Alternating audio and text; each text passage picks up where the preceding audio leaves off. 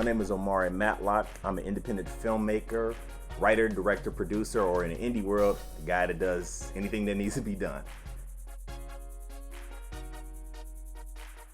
So I've been in the film industry for about 16 years now on an independent level. I have my own independent production company, which is called Rebirth Films, and we've done a little bit of everything from promotional videos to commercials to instructional videos, short films, feature films, a little bit of everything.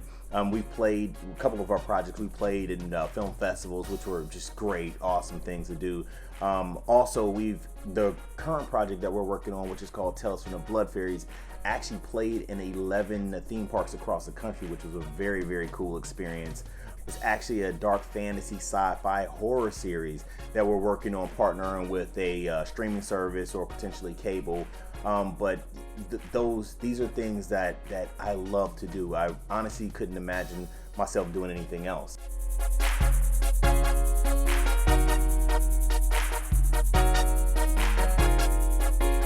I got involved with filmmaking very, very early on. I didn't know it at the time, but the way I played with my action figures and my toys was very cinematic even then. Like, I didn't understand it then, but looking back now, I realize that I've always been this very creative individual. Now, even then, I was drawing, I was painting, I was sculpting, I was creating comic book worlds and things that I didn't even know would translate later on into filmmaking. I didn't know it at the time, but I think the seeds of filmmaking was planted then. Not to mention my dad actually had a video camera, so he kind of let me rock that a little bit. So once I realized that I could take my artistry and convert it over into this film thing, I was like, yo, let's do this, you know? So once I decided that this is what I was gonna do, I had to figure out what I wanted to do and what I wanted to talk about, what was my voice.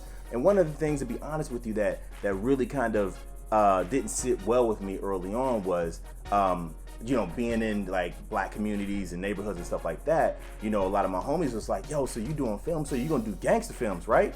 And I was like, yo, it really it didn't sit well with me, because the way I looked at it, I felt like people were expecting me to do something just because I was black, and I wasn't cool with that.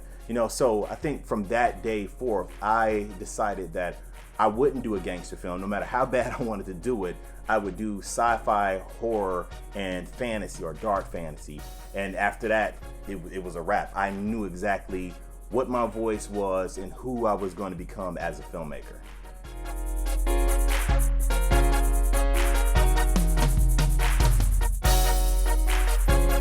In reality, science fiction, horror, and fantasy, in my opinion, is the strongest genres you could possibly be in.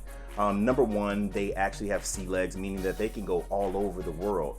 And if you have a voice, which as a filmmaker, you do have a voice, and you have something that you want to say or a story that you want to tell, these are the ones that have the biggest platform, okay? You can go anywhere and say anything. For me, I feel like being in those genres, you can paint any picture that you want to paint, and you paint it in a way that is quote unquote acceptable, right? You can talk about worlds, you can talk about scenarios, you can talk about situations that people may be very uncomfortable with, right? But when you put it in a science fiction kind of way, people are like, oh, well, I'll watch this. And then at the end of the day, when you go home and you think about it and you say, well, this alien or this invasion or this whatever symbolize oppression or symbolize sexism or symbolize, it allows you to educate, plant seeds, and just allow people to look at life maybe just through a different lens, something that you may not even thought about. So in my opinion, I feel like those genres have the strongest impact on audiences. Being a black filmmaker, to be honest with you, I don't know how to be any other type of filmmaker. I am me. I'm gonna speak about the things that's most important to myself, my culture, and to be honest with you, the human experience, being a human being. I do feel like that in science fiction and in horror and in fantasy, there is somewhat of a gap. There's not a lot of voices that's of maybe of color or of different sexualities or different things like that. And I feel like that's something that we need extremely bad.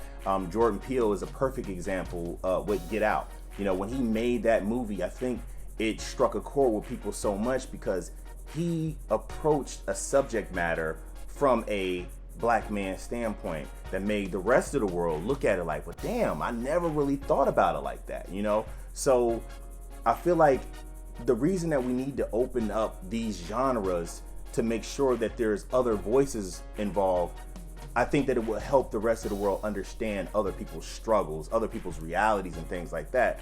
So, you know, me being a black filmmaker, I definitely intend on doing that. Again, it's just not necessarily a black experience per se, but it is an experience that, you know, black and brown people go through. And I just want other people to understand and know, like, you know, we have struggles too. And sometimes people just don't know. So I actually was on a panel of a film festival last year. Okay. And I was one of the only, if only, black people there. And it was a horror film festival. And they asked me, why aren't there a lot of black filmmakers in horror? And I said, to be honest with you, half of the horror movies, none of the black people I know would ever react the way they have black people react in horror films. And, you know, I'm like, really? I never really thought of that. And I said, let me put it this way. I said, fellas, I'm talking to the guys in the room. When was the last time you thought about being raped or sexually assaulted? And I didn't see a single hand. But that is a reality of women. That's something that they deal with on a day-to-day basis that they have to mentally prepare for and they have to overcome. But that's a horror for them that we as men don't think about. So a lot of times it's not about this person's story or right or wrong. It's just about understanding other people's realities. And I think that that's very, very important as filmmakers for us to show the world we're all the same, we all have struggles, but we need to be sensitive about other people's realities. So the best piece of advice that I can give to filmmakers or creatives in general is believe in yourself. You need absolutely no permission to be you. You are who you are, and that's it. Just believe and know that you may or may not get some encouragement or kudos or high fives, but it doesn't matter. All you have to do is believe in you. And also know that creativity is literally endless.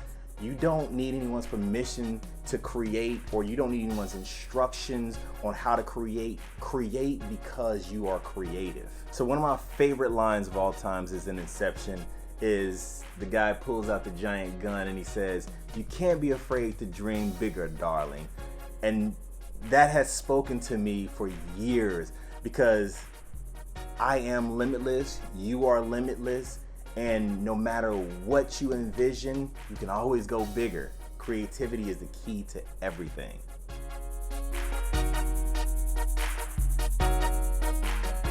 So my question to you is, who are you and what do you have to offer the world, right?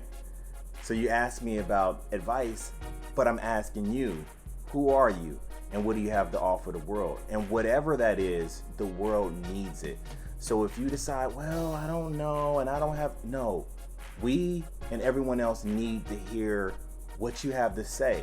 And the only way to do it is to get up and do it. And can someone give you instructions on how to do it? No.